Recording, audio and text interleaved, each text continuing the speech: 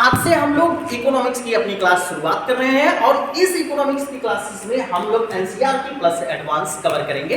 प्यारे बच्चों, प्यारे विद्यार्थियों, आप लोग अगर यूपीएससी की तैयारी कर रहे हैं, आईएएस पीसीएस की तैयारी कर रहे हैं और आपको टेंशन है कि एनसीईआरटी कहां से पढ़ें, कैसे पढ़ें और एडवांस फिर कैसे पढ़ें, एडवांस अलग से पढ़ें या एनसीईआरटी फिर अलग से पढ़ें, तो आपको इसके लिए घबराने की जरूरत नहीं है। यहाँ पर हम आप लोगों को एनसीईआरटी प्लस एडवांस दोनों एक साथ सिखाने वाले हैं, जिससे आपका डाउट्स और भी अच्छे से क्लियर हो जाएगा, आपको बिल्कुल भी डाउट्स नहीं बचेंगे। अगर हम एनसीईआरटी अलग से पढ़ाते हैं, एडवांस अलग से पढ़ाते हैं, तो एनसीईआरटी की बहुत सारी चीजें आप एडवांस में भूल सकते हैं, लेकिन यहाँ पर जब हम आपको पढ़ाएंगे तो दोनों चीजें एक ही जगह हो जाएगी, एक जगह सिमट करके रह जाएगी और साथ ही साथ आपको आपके कॉन्सेप्ट जो होंगे वो काफी शानदार तरीके से, काफी बेहतरीन तरीके से क्लियर हो चुके हो।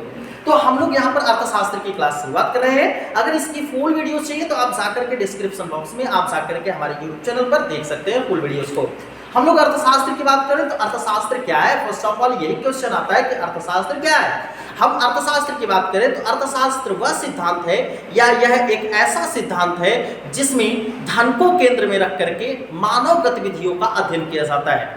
धन को केंद्र में रख करके मानव गतिविधियों का अध्ययन करना ही अर्थशास्त्र का सिद्धांत कहलाता है या अर्थशास्त्र कहलाता है। अर्थशास्त्र और अर्थव्यवस्था में अंतर क्या है, तो अर्थशास्त्र का जो वास्तविक रूप है यानी अर्थशास्त्र के सिद्धांतों का अगर हम कहीं किसी क्षेत्र में प्रयोग करते हैं तो उसे हम अर्थव्यवस्था कहते हैं।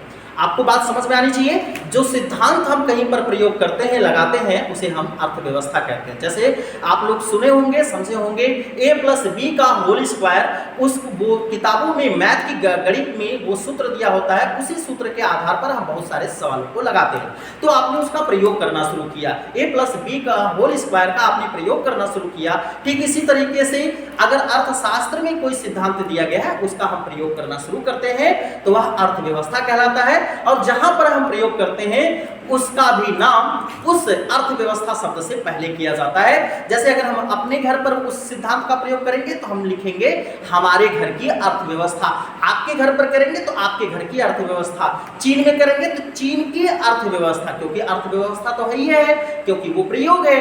और उसके बाद हम वो जिस क्षेत्र में प्रयोग कर रहे हैं उस क्षेत्र का नाम भी अर्थव्यवस्था से पहले लिख देते हैं। तो अगर इस वीडियोस को आपको पूरा देखना है, डिटेल में देखना है, अर्थशास्त्र को समझना है, सीखना है, बेसिक टू एडवांस, तो आप हमारे इस वीडियोस को लाइक कीजिए और जाकर के चैनल में आप वीडियोस को सर्च कीजिए, आपको मिल जाएगा। Thanks for watching.